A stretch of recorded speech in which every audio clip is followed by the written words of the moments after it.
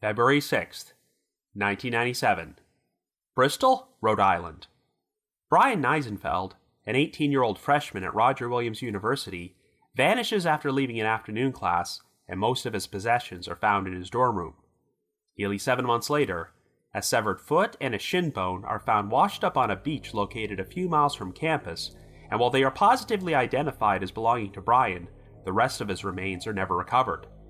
Suspicion is placed on a former student and friend of Bryan's who supposedly made a threatening phone call to him prior to his disappearance, but there is no evidence to prove foul play, and the actual circumstances of how Bryan died remain a mystery. After that, the trail went cold.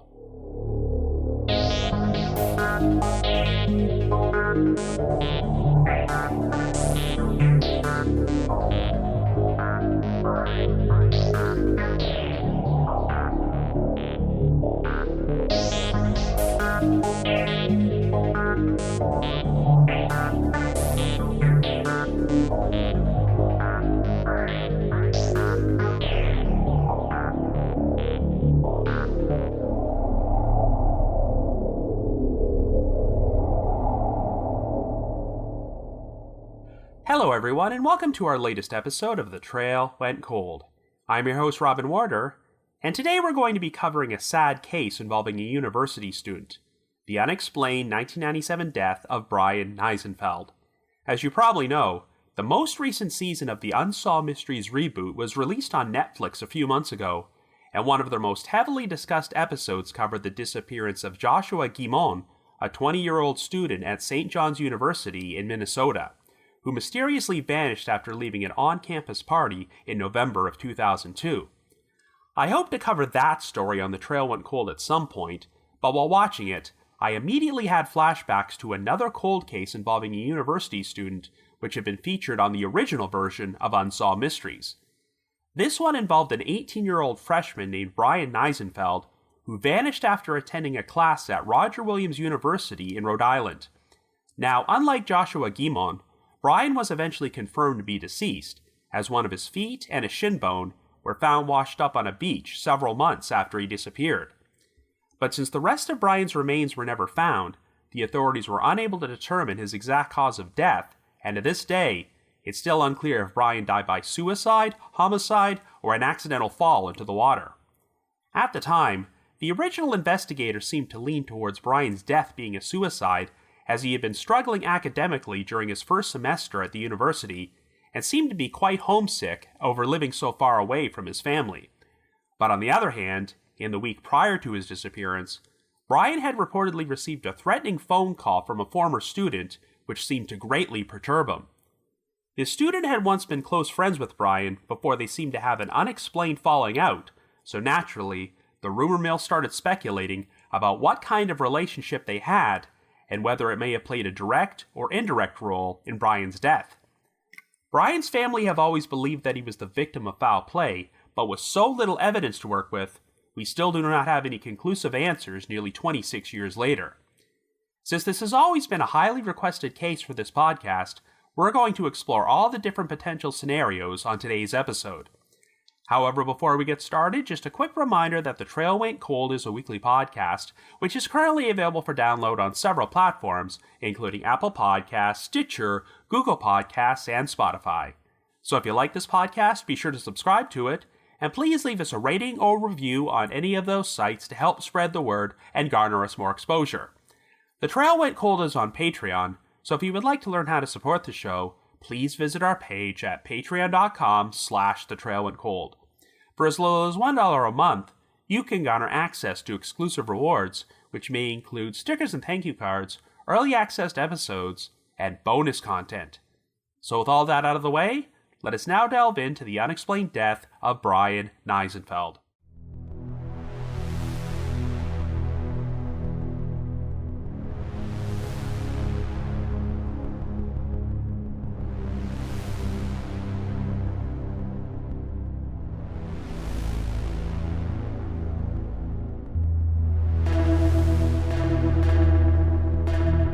Our story begins in 1997, and our central figure is 18-year-old Bryan Nisenfeld. Originally born in Philadelphia, Pennsylvania, Bryan eventually moved to the borough of Audubon, New Jersey, located across the state line in Camden County, 10 miles away. In 1989, Bryan's parents, Stephen Nisenfeld and Mary Ann Brown, got divorced, so Bryan and his younger brother Liam remained with their mother while their father moved across the country to Oregon. After Mary Ann got remarried and had a daughter named Caitlin, Stephen decided to return to Audubon in 1995, and Bryan agreed to move in with him. After Bryan graduated with honors from high school, his father encouraged him to enroll at Roger Williams University, aka RWU, where he would major in architecture and attend on a $23,000 scholarship. Since RWU is located in the town of Bristol, Rhode Island, a 5-hour drive from Audubon, Bryan's freshman year would be a major adjustment for him. The fall semester would begin in September of 1996, and Bryan moved into the dormitory Willow Hall. While he was generally well liked by the other students he met, and would occasionally go out with them when asked, Bryan was mostly known for being quiet and introverted, and spent a good chunk of his spare time alone. In fact, one of Bryan's favorite activities was sitting by the edge of the water under the Mount Hope Bridge, where he would read, listen to music, and write poetry. The bridge was located just under a mile away from Bryan's dorm, and ran over Mount Hope Bay, connecting Bristol to the nearby town of Portsmouth. Unfortunately, even though Bryan excelled academically in high school, he struggled throughout his first semester at RWU and mostly got C grades. Bryan believed that the architecture program was much tougher than he expected, and there were some nights in which he would be up until 5 a.m. doing work in the school's lab, and then go on to attend class at 8 a.m. By the winter break, Bryan was feeling a lot of pressure to improve his grades, or else risk losing his scholarship at the end of the school year. While visiting his parents at Christmas, Bryan tried to convince them of his desire to leave RWU and move back to Audubon. And when conversing with some of his friends in Audubon, Bryan reportedly described many of the students at RWU as quote-unquote snotty and upper class. In spite of this, Stephen and Mary Ann were resistant to the idea of Bryan dropping out, so they convinced him to complete at least one more semester at RWU before he decided if he wanted to transfer elsewhere, and he also decided to change his major to English. At around 12:30 a.m. on January the 31st, Stephen received a frantic phone call from Bryan, who told him he had just received a threatening call. According to Bryan, the caller was a former RWU student who had dropped out the previous semester, but said that he could return to campus at any time and, quote-unquote, get him. Bryan was so perturbed by the situation that he asked his father to travel to Bristol to pick him up, but Stephen was reluctant to make the 5-hour drive. Instead, Stephen contacted campus security later that morning and informed them about what was going on, and they proceeded to get in touch with the student advisor at Willow Hall. The advisor went to see Bryan in his dorm room and claimed that Bryan would not go into detail about the former student who was supposedly threatening him. Bryan reportedly downplayed the situation, and the advisor recommended that he change his phone number if the calls continued. A few days later, Bryan sent a letter to his father in order to apologize for freaking out during their phone conversation, and he assured him that things were going better. However, when Bryan spoke to his mother on the phone on February the 2nd, she described him as sounding frantic and not like himself. The following day, Mary Ann received a poem that Bryan had mailed to her, which was titled Home, and read, quote, warm spot of fire, no person can hire, a replacement for a mum. Fight to stay alive like bees in a hive, but I just want to come back, end quote. On Thursday, February the 6th, Bryan showed up for a literature class, but after leaving at around 1 p.m., he just seemed to vanish without a trace. Given Bryan's reclusive nature, none of the other students who lived in his dormitory noticed he was missing until Sunday, February the 9th, and when he failed to resurface by Monday morning, they notified campus security, who filed an incident report with the Bristol Police Department the following day. When the police performed a search of Bryan's dorm room, they discovered that the door was unlocked, the window was left open, and his stereo was still on. Unfortunately, the university failed to notify Bryan's parents about his disappearance until Wednesday, February the 12th, 6 days after he was last seen. Stephen Nisenfeld immediately traveled to Bristol to perform his own search of Bryan's dorm room. It turned out that Bryan had left behind a number of personal possessions, including his eyeglasses, bicycle, Walkman, and his winter gloves. The only items which appeared to be missing were Bryan's backpack and a notebook he often wrote in, as well as some homemade chocolate chip cookies his mother had recently sent him. Bryan also had $220 in his bank account, which was never touched. Stephen would remain on campus living in Bryan's dorm room for over a week, so that he could participate in the search effort for his son and talk to everyone he could for information. Marianne would later visit Bryan's dorm room in order to pack up his belongings, and was surprised to find piles of sand in his bed, as Bryan was known for being a very neat person. Bryan would remain missing for nearly 7 months, until a family came across a tan boot while walking along the beach on Hog Island on August the 31st. The island was located next to the waters of Narragansett Bay, only a few miles from the RWU campus, and the boot appeared to have washed up on the beach at the high tide line. When the family poked the boot with a stick and took a closer look at it, they were shocked to discover that part of a human left foot clad in a wool sock was inside. They would also find a left shinbone on the beach nearby, and reported their findings to the Bristol PD. Right from the outset, there was speculation that the foot and the shinbone might belong to Bryan, and blood samples were collected from his parents for a DNA comparison. While the testing took several months, it was announced in May of 1998 that the remains were positively identified as belonging to Bryan. However, even though this provided official confirmation that Bryan was deceased, searchers of the beach and the surrounding bay failed to turn up the rest of his remains. As a result, it was impossible to determine Bryan's exact cause of death. But since Hog Island was only located about a mile from the Mount Hope Bridge, where Bryan liked to hang out, this led to speculation that he may have fallen into the water accidentally. Or alternatively, perhaps Bryan was so overwhelmed by the personal pressures he was experiencing that he decided to leap off the bridge into the water, and his death was a suicide. Well, needless to say, Bryan's family did not believe he took his own life, and suspected that he was the victim of foul play, particularly since he had received a threatening phone call only 1 week before he went missing. It turned out that the former student responsible for the call was named Josh Cohen, who had dropped out of RWU near the end of the fall semester. According to other students who knew them, Bryan and Josh had developed a very close friendship and spent a lot of time hanging out together. In fact, Bryan even briefly introduced Josh to his mother when she came to visit the campus on Parents' Weekend during the fall. But for reasons which were not entirely clear, Bryan and Josh seemed to have a major falling out when Josh dropped out of school, and some students described Josh as being controlling and bullying whenever Bryan tried to become involved in other social relationships. By the time Bryan's remains were discovered, Josh was living with his parents in Marietta, Georgia, and was questioned by Bristol Police Captain Joseph De Silva over the telephone. Josh admitted to having left a threatening phone message for Bryan shortly before he went missing, but maintained that he only did so in jest. Josh claimed that when they were friends, he and Bryan used to mess around a lot by leaving goofy messages on each other's voicemails, but there was never any malicious intent, and he denied having any involvement in Bryan's death. After interviewing Josh, Captain De Silva was satisfied that he was not responsible for what happened to Bryan, but his parents still believed that Josh knew more than he was letting on. Throughout 1997 and 1998, journalist Molly Erickson published a series of articles about the case in the Providence Phoenix newspaper, which addressed rumors that Bryan and Josh may have been involved in a romantic relationship.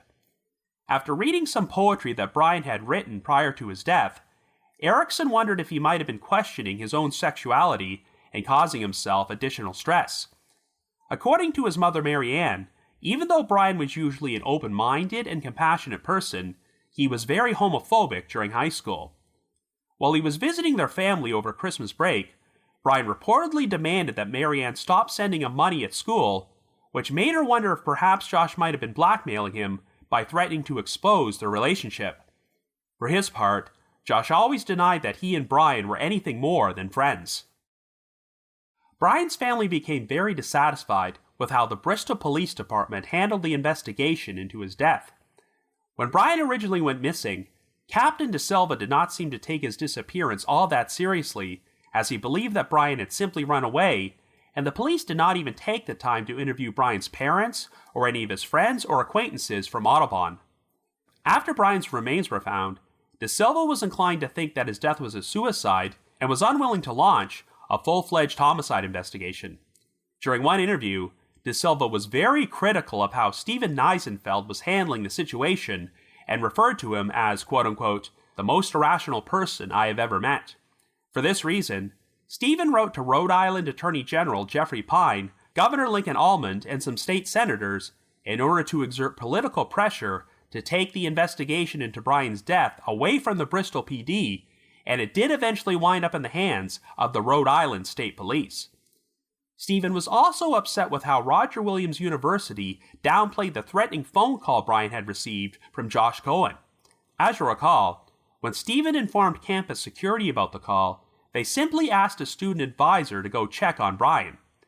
But according to the university's official policy on harassing phone calls, the security department should have documented the complaint, dispatched an officer to speak with Bryan, reviewed the case, put together a log to document the harassing phone calls, and provided an opportunity for Bryan to meet with the security director and explain the situation. It's also been reported that the RWU security officer who spoke to Stephen documented the alleged confrontation between Bryan and Josh as, quote-unquote, a dispute between two male friends that, in his opinion, had some homosexual overtones. Since Stephen had spent a lot of time questioning RWU students and officials, the university eventually decided that he was not allowed to set foot on campus without an escort. Stephen and Marianne would also be barred from distributing missing posters on campus and were forbidden from holding demonstrations to protest the university's handling of the case. At some point, Marianne received an anonymous phone call from someone claiming to be associated with RWU. The caller alleged that an administrator and two faculty members were withholding information about Bryan's case before they abruptly hung up. Well, on November the 7th, 1997, the RWU student newspaper, the Homicide, published an article which revealed that university tour guides were instructed by a member of the admissions office not to mention Bryan Nisenfeld to prospective students or their parents. And if anyone inquired about Bryan, they were to say that he was, quote-unquote, safe at home with his family. The Homicide also claimed that the administration had been pressuring them not to circulate any article mentioning Bryan's death because it was, quote-unquote, too dark an issue. It was alleged that university employees were being subtly discouraged from coming forward with information about Bryan's case and told to stick to a script and read an official prepared statement if they were ever asked about Bryan. This prompted Marianne Brown to write an angry letter to RWU President Anthony Santoro, but he denied that any of the allegations in the Homicide were true and claimed that their articles were filled with inaccuracies. Regardless, Stephen lobbied New Jersey Representative Rob Andrews and State Senator Robert Torricelli to introduce new legislation in Congress known as Bryan's Law, which would be an additional amendment to the Higher Education Act of 1965. If any college or university students under the age of 21 went missing, Bryan's Law would require the institutions to notify their parents within 24 hours. Stephen stated, quote, "Let me tell you, I don't want any family to go through what we did. Not just the missing son and the crisis it creates in the family, but also to be treated by the university in a callous and indifferent manner. If he didn't pay his tuition on time, believe me, they would have found a way to track him down." End quote. While Bryan's Law did pass in the House of Representatives in June of 2000, I do not believe it was ever enacted into law. Stephen and Marianne also filed a civil suit against RWU and a number of university officials in federal court, seeking damages for causing or contributing to the wrongful death of their son and for inflicting severe emotional and psychological distress on the family, but it was eventually dismissed by a federal judge. Bryan's case would be profiled on an episode of Unsolved Mysteries, which aired in July of 2001, and while the segment did not mention Josh Cohen's name, it did address the alleged issues between him and Bryan, and Stephen and Marianne both openly expressed their suspicions towards Josh. However, the segment also featured an interview with the new lead investigator, Lieutenant Michael Iarossi of the Rhode Island State Police, who claimed that Josh had been comprehensively interviewed and investigated, and they were fully satisfied that he had no responsibility in Bryan's death. In July of 2021, the Providence-based TV station WPRI produced a news segment about Bryan's case, featuring new interviews with Marianne Brown, who continued to believe that her son was murdered, as well as two current investigators with the Bristol PD, who confirmed that the investigation was still active. According to Bristol police detective Julie Veeder, quote, "We don't have the evidence to say, yes, it was a homicide, or no, it wasn't a homicide. That's why the case is open," end quote. But after nearly 26 years, there are no conclusive answers about what actually happened to Bryan Nisenfeld. So I guess you could say, the trail went cold.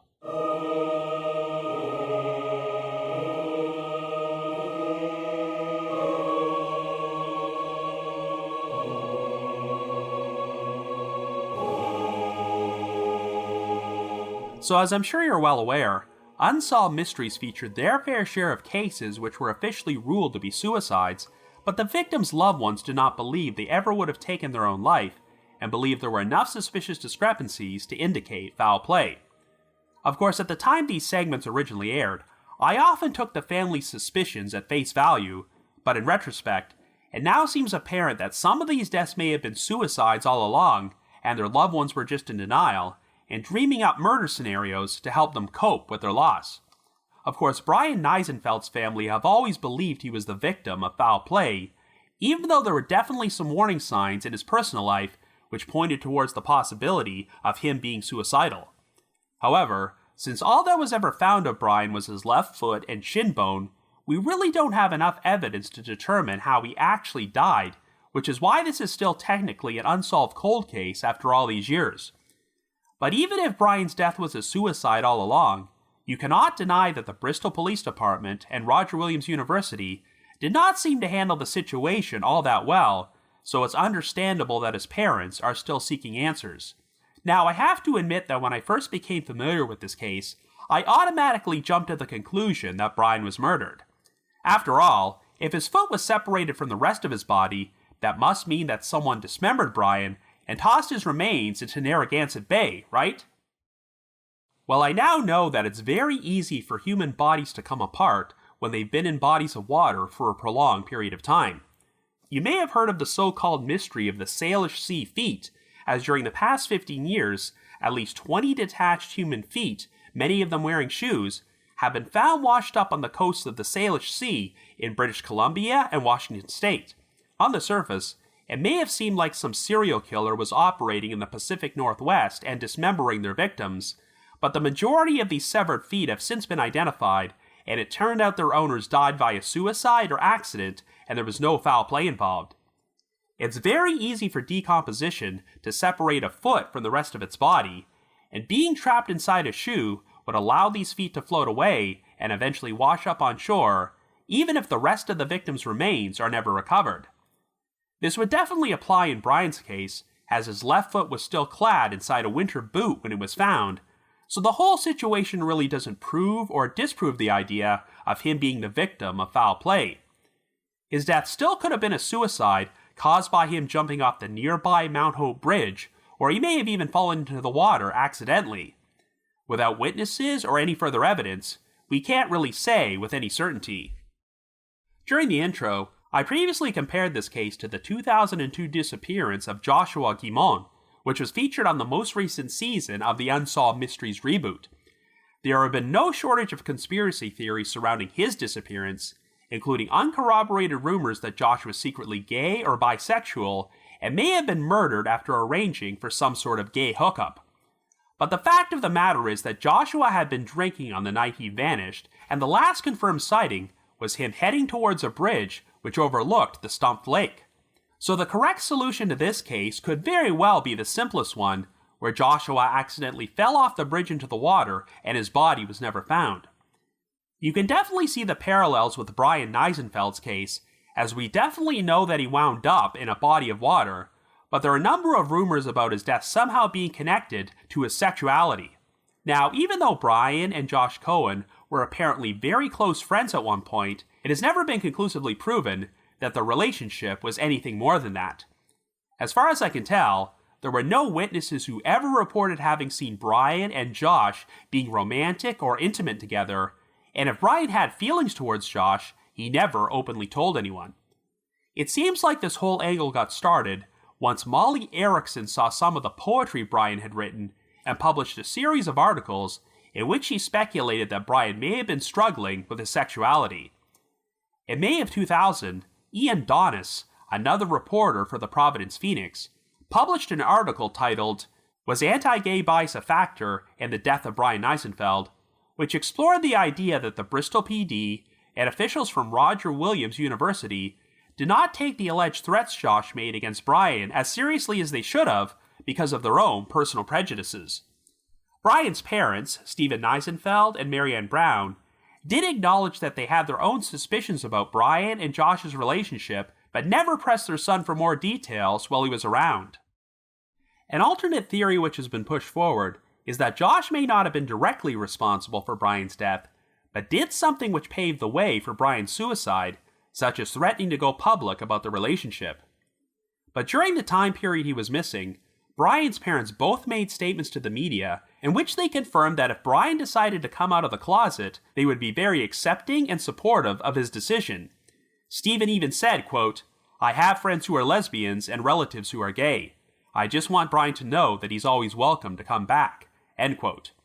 According to Marianne, Bryan was very homophobic in high school, and she wondered if this was a sign of self-loathing or overcompensation because he was secretly in the closet, but that's all just speculation.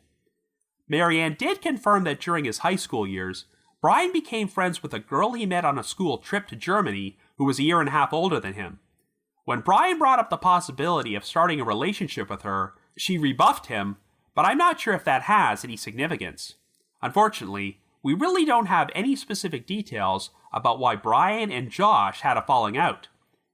In fact, it's not entirely clear why Josh dropped out of RWU at the end of the fall semester, though it's been reported that he had already flunked out of another school before he transferred there.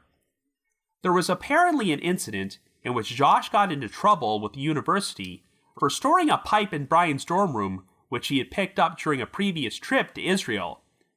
Josh claimed that the pipe was only used for smoking tobacco, but since it theoretically could be used for illegal drugs, university officials decided to confiscate it. During one interview, Josh was asked about potential drug use from Bryan, and he acknowledged that while Bryan went through a phase where he experimented, he was not a regular user. But the one detail about this case which is an indisputable fact is that 1 week before he went missing, Bryan did receive a late-night phone call from Josh, which seemed to legitimately perturb him. It's also been reported that on the same evening the call took place, Bryan ordered out for Chinese food with a female student from one of his classes. This may have played a role in the argument he had with Josh over the phone, as Marianne stated, quote, "It had something to do with a betrayal." During one interview, Josh tried to downplay the whole situation by claiming that he and Bryan often left threatening voicemail messages for each other as a joke, but since Bryan was so bothered by this call that he asked his father to drive 5 hours in order to pick him up, I have a feeling that it was a lot more serious than Josh was making it out to be. I also find it odd that Josh specifically mentioned leaving a threatening message for Bryan, since none of the sources mention anything about a message, and make it sound like Josh directly threatened Bryan during a phone conversation. It's been reported that Josh came across as being very controlling of Bryan when they were friends, but he was not even attending RWU or living on campus at the time he made this call, so you get the sense that Josh still held some power over him. If it wasn't for the phone call, there probably wouldn't be any real reason to believe that Josh was involved in Bryan's death, but even if Josh had no actual complicity, you still get the feeling that there's more to this story. However, even if you completely disregard Bryan's relationship with Josh and the whole struggling with his sexuality angle, there is still good reason to believe that Bryan's death may have been a suicide.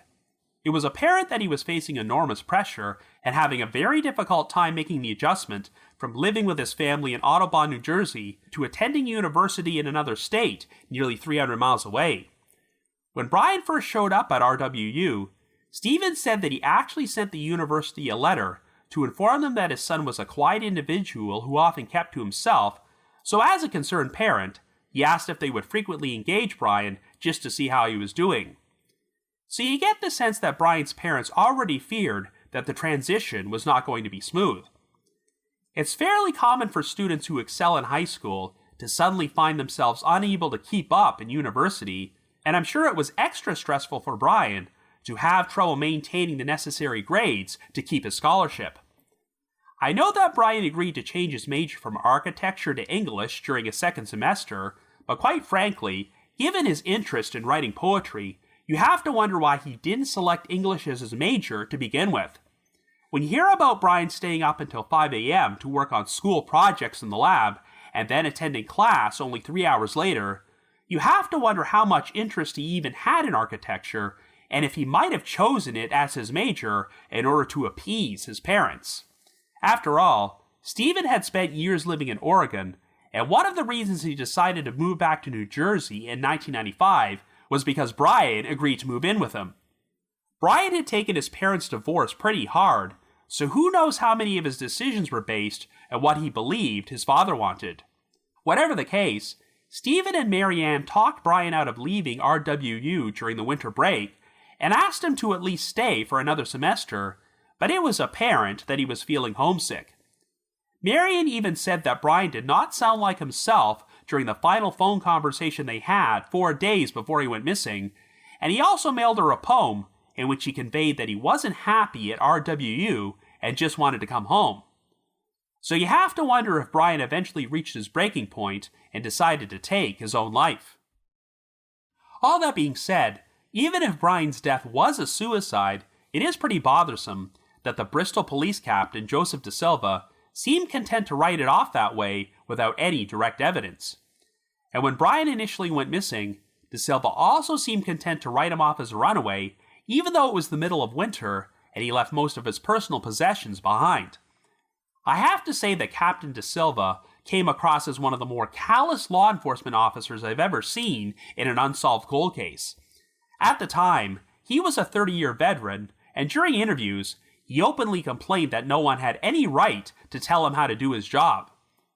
De Silva said that Bristol was a relatively small town with a small police force, so they just did not have the budget and resources to thoroughly pursue every young person who turned up missing or launch a full-fledged homicide investigation. I mean, those are valid points, and being the main law enforcement agency in a university town, I'm sure the Bristol PD dealt with no shortage of false alarms involving supposedly missing students who just took off on their own. However, De Silva almost seemed to have this condescending woe is me attitude during his interviews, acting all insulted by people suggesting that he should have used his own time and money to travel all the way down to Marietta, Georgia to question Josh Cohen rather than just interview him over the phone. This is why it wasn't unreasonable that Bryan Nisenfeld wanted the Rhode Island State Police to handle the investigation into Bryan's case, as they had a lot more resources at their disposal, but De Silva came across as very resentful of the whole situation. On the bright side, it sounds like the new brass who are working at the Bristol PD today are taking this case much more seriously than De Silva and will keep the investigation open until they find conclusive evidence that a crime did or did not take place. But unfortunately, it sounds like Roger Williams University did not have much more tact about this situation than De Silva did, as they seem far more concerned about protecting their image than spreading awareness about Bryan's story. For starters, we have the allegations that when Stephen contacted campus security about the threatening phone call, the responding security officer just wrote off the situation as a romantic dispute between Bryan and Josh, even though, like I just mentioned, it's never been conclusively proven they were romantically involved in the first place. We have the strange anonymous phone call that Marianne Brown received, which alleged that certain faculty members from the university were withholding information about the case, and also the allegations that RWU did not want their employees talking about Bryan's death with prospective students and parents. I mean, that part in itself isn't too unusual, but the fact that the employees were supposedly instructed to lie and pretend that Bryan was still alive and safe at home with his family is pretty troubling if it's true. This might give off the impression that there was some sort of conspiracy taking place at the university to cover up what happened to Bryan, but sadly, this is pretty much par for the course for academic institutions. Universities and colleges are notorious for attempting to avoid the acknowledgement of terrible events which take place on their campuses, whether it be homicides, suicides, or sexual assaults, as they want to do whatever it takes to avoid scaring off prospective students. For all we know, no one from RWU may have had any idea what happened to Bryan, but his remains were found on Labor Day weekend right as the fall semester of 1997 was scheduled to begin. So this meant that the university was getting a lot of undue publicity surrounding Bryan's death, even if they may not have had any responsibility for what happened to him. But let's explore the exact circumstances of how Bryan originally went missing. The last confirmed sighting of Bryan was when he left a literature class on the afternoon of Thursday, February the 6th, and I know that his parents were pretty outraged that it took 6 days for RWU to notify them that Bryan was missing. But you have to remember that since Bryan was mostly known for being a loner and did not have a roommate, the other students in his dormitory did not even notice he was missing until Sunday. I mean, for all they knew, Bryan could have just decided to go home for the weekend. They did not report Bryan's disappearance to campus security until Monday, so technically, the university only waited a day or two longer than they should have to inform Bryan's parents about his absence, rather than 6 days. And by that point, there's a good chance that Bryan was already dead, and the delay wouldn't have made much difference. Even though I have issues with how RWU handled the situation, I can't disagree with the court's decision to dismiss the lawsuit that Stephen and Marianne filed against them, as it could not be proven that the university had any culpability in Bryan's death. So the big issue is figuring out what happened to Bryan after he left his class on the afternoon of February the 6th. Even though it does not sound like there were any confirmed sightings of Bryan at Willow Hall, the evidence suggests that he did return to his dorm room at some point, since the door was unlocked, his window was open, and his stereo was left on. When Stephen first checked the room after Bryan went missing, he said that it looked like Bryan had just stepped out for a few moments and would be returning momentarily. I had my doubts that Bryan was forcibly abducted from Willow Hall, because I'm sure that would have drawn some attention. So did something happen to him after he exited his room? Or did Bryan just make the sudden decision to head over to the Mount Hope Bridge and jump into the water in order to end his own life? Well, the thing about suicidal people is that their actions can often be very unpredictable, and it's not like there's one set pattern that everyone is going to follow. Sometimes, a lot of pre-planning goes into an individual suicide, while other times, it's a completely impulsive act that seemingly comes out of nowhere. Given Bryan's close relationship with his family, you'd like to think that he would have at least left behind a suicide note to explain his actions, but that just doesn't always happen, particularly if it's a spur-of-the-moment decision. Of course, since Bryan often liked to hang out around the Mount Hope Bridge, the alternate explanation is that he wasn't feeling suicidal, but simply decided to go there to work on some poetry or something, and then accidentally fell into the water and drowned. However, if that was the case, why would he leave his dorm room unlocked and his window open? In fact, since it was a cold February day, why would the window even be open to begin with? Well, it doesn't sound like there was anything out of the ordinary about Bryan's final literature class. Could something have happened there which drove Bryan to his final breaking point? So getting back to the topic of Josh Cohen, I can understand the skepticism of Captain De Silva clearing him as a suspect, since he made this decision on the basis of one phone interview. However, after the Rhode Island State Police took over the case, Lieutenant Michael Iorossi confirmed during his Unsolved Mysteries interview that they did not believe Josh had any involvement in Bryan's death, and it sounds like they did a much more thorough job of investigating Josh than the Bristol PD did. I think the most important detail about this case which gets overlooked is that Josh moved in with his parents in Marietta, Georgia after dropping out of RWU. Granted, it's never been made clear if Josh was already living there during the time period Bryan went missing, but Marietta is located 1,000 miles away from Bristol, and I think it would have attracted a lot more attention if Josh took such a lengthy trip in order to commit murder. If Josh can be placed in Marietta on or around February the 6th, 1997, then I think you can safely rule him out as being responsible for Bryan's death. Once again, even if Josh was not directly involved in what happened to Bryan, could he have said or done something which indirectly played a role in Bryan making the decision to end his own life? It's tough to know for certain, but if Bryan's death was a suicide, I think there were likely other mitigating factors that paved the way for it other than Josh Cohen. But even if you discount Josh as a suspect, is it possible that another unknown third party could have been responsible for murdering Bryan? It's certainly possible, but we just have no evidence pointing in that direction. When you look at the big picture, I do believe that suicide is the most logical theory, as it's clear that Bryan was a troubled and unhappy person at the time he went missing, and may have just become overwhelmed by the immense pressures he was experiencing. However, since we still don't know Bryan's exact cause of death, the theory about his death being a suicide is based on nothing more than speculation as well. It's possible that the only way we'll ever know the full truth is if the rest of Bryan's remains turn up someday, because they may contain conclusive evidence pointing towards suicide or homicide. I can understand Bryan's family being reluctant to accept the possibility of suicide, but without definitive proof that's what happened, I certainly cannot blame them for continuing to seek justice. And while the Bristol Police Department may have mishandled the original investigation back in 1997, I do give them credit for keeping the case open and refusing to give up until we know for certain what happened here. So if you happen to have any information about the unexplained death of Bryan Nisenfeld, please contact the Bristol Police Department at 401-253-6900. That's 401-253-6900. But if you just have your own thoughts about what happened, feel free to leave me a comment or send me an email to robin.warder@icloud.com. That's robin.warder@icloud.com.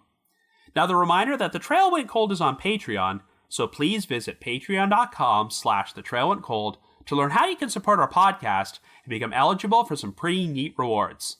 This past month, we released a holiday-themed bonus episode about the disappearance of 5-year-old Melissa Brannon, who once vanished from a Christmas party, and even though a suspect was charged and convicted of her abduction, he has never been charged with murder, and she is still missing to this day. I've also dropped an exclusive bonus episode from my spin-off podcast, The Path Went Chilly, in which myself and my two co-hosts, Jules and Ashley, discuss an unusual case from Great Britain, the unexplained 2014 death of Alan Geel. And for our patrons in Tier 3, I've recorded another new audio commentary track, which can be played over a classic episode of Unsolved Mysteries. I'd also like to give a shout out to our most recent listeners who have signed up with us on Patreon this week, and they are Nikita W., Keegan R., May S., and Jennifer R. Thank you so much for your support. And before I bring this episode to a close, I'd like to play a trailer for another true crime podcast, They Walk Among America. We all want to believe that we are good judges of character, that if someone close to us was a bad person, we would know. But how well do you know your neighbors? The man they are calling a serial killer. Double homicide. Guilty of manslaughter. How much can you trust those around you? The police are told they will kill their children and the husband. If he ever found out, she would disappear. I heard a woman screaming and then a pop, pop. Monsters don't live under the bed. They walk among us. From the award-winning team behind the UK true crime podcast, They Walk Among Us, They Walk Among America provides a unique and in-depth account of some of the most puzzling and polarizing cases from the United States. They Walk Among America is a storytelling-style podcast that delves deeper into the cases that have horrified and captivated the public. Hosted by Nina Instead and produced in association with the Law and Crime Podcast Network. Visit lawandcrime.com/podcasts or theywalkamonguspodcast.com. If there's anything to be gained, it's for us to all go forward. Help a neighbor, love your family. I also just wanted to mention that The Trail Went Cold will be in attendance at 2 separate CrimeCon events that are taking place in 2023. The first one is CrimeCon UK, which is returning to London, and will be held at the Tower Bridge Leonardo Royal Hotel and Spa on June the 10th and 11th. And 2 months after that, I'll be attending the regular CrimeCon event, which will be held from September the 22nd to the 24th at the World Center Marriott in Orlando, Florida. Our podcast has a specialized promo code, which can be used to get a 10% discount on tickets, and this time around, the same code is valid for both events. So in order to purchase tickets and get a 10% discount, you can either visit crimecon.co.uk or crimecon.com and use the special promo code COLE23. That's COLE23. Hope to see you there. Oh, and I also wanted to announce that The Trail Went Cold has just signed up for this year's True Crime Podcast Festival, which is taking place from August the 25th to the 27th at the Doubletree by Hilton Hotel in Austin, Texas. For more information about that event, please visit their website at truecrimepodcastfestival.com. I just wanted to give another shout out to my supporters at the Unsolved Mysteries message board at the Sitcoms Online forum and the Unresolved Mysteries subreddit. I need to provide a big thanks to Miguel Foote, who edits and assembles this podcast together for me, and Vince Nitro, who composes the eerie music you hear on every episode. If you haven't already, you can like us on Facebook, follow us on Twitter, or leave us a rating or review on Apple Podcasts, Stitcher, Google Podcasts, or Spotify. So have yourselves a good week, and join us next Wednesday for another brand new episode of The Trail Went Cold.